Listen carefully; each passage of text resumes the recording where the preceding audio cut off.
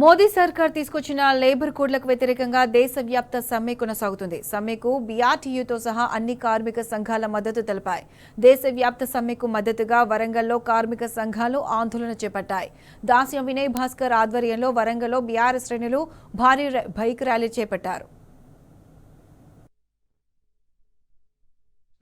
గత 12 ఏళ్ల నుంచి కేంద్రంలో ఉన్నటువంటి బీజేపీ ప్రభుత్వం మొదటి 5 ఏళ్లలో రైతు వ్యతిరేక నిర్ణయాలు తీసుకొని అన్నం పెట్టే రైతాంగాన్ని కూడా కడుపు కొట్టే పరిస్థితి, వాళ్ళందరినీ కూడా వీధి పాలు చేసినటువంటి పరిస్థితి.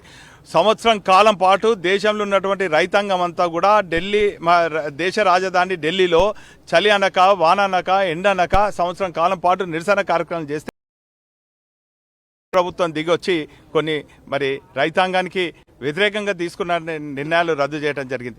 అదేవిధంగా ఈరోజు చూసినట్టయితే ఇటు కార్మిక కర్షక విద్యార్థి యువకుల ప్రజా వ్యతిరేక నిర్ణయాలు తీసుకొని ఈరోజు యావత్ దేశాన్నంతా కూడా కార్పొరేట్ సంస్థలకు మల్టీనేషనల్ కంపెనీకి అప్పచెప్పే పరిస్థితి చూస్తున్నాం.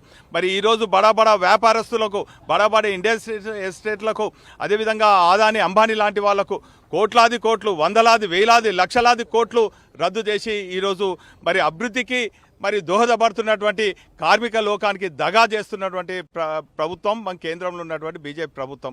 ఈరోజు 100 ఏళ్ల క్రితము కార్మికులు సంఘటితంగా పోరాడి సాధించుకున్నటువంటి 29 హక్కులు అన్నిటిని కూడా కాలరాస్తూ 4 కోట్ల రూపంలో ఈరోజు కార్మికులు పొట్టగొట్టే చర్యను ఈరోజు దేశవ్యాప్తంగా ఉన్నటువంటి కార్మికుల శ్రేయస్సు కోరే అనేక సంఘాలు ఈరోజు దేశవ్యాప్తంగా సమ్మె పిలుపు ఇవ్వడం జరిగింది. అందులో భాగంగా తెలంగాణ రాష్ట్రంలో బీఆర్ఎస్ పార్టీ ఈరోజు బీఆర్ఎస్ పార్టీ అనుబంధంగా ఉన్నటువంటి అనేక కార్మిక సంఘాలు కూడా ఈరోజు ఈ సమ్మెకు మద్దతు తెలపడం జరిగింది. అందులో భాగంగా గతంలో తెలంగాణ రాష్ట్రం ఏర్పడిన తర్వాత కేసీఆర్ గారు ఈరోజు కాంట్రాక్ట్ అవుట్సోర్సింగ్ వాళ్ళందరికీ కూడా జీతాలు పెంచడం జరిగింది. వారికి ఈఎస్ఐ సౌకర్యం, పిఎఫ్ సౌకర్యం, వారి అభ్యున్నతి కోసం వారి ఆరోగ్య పరిస్థితి మెరుగయ్యేదానికి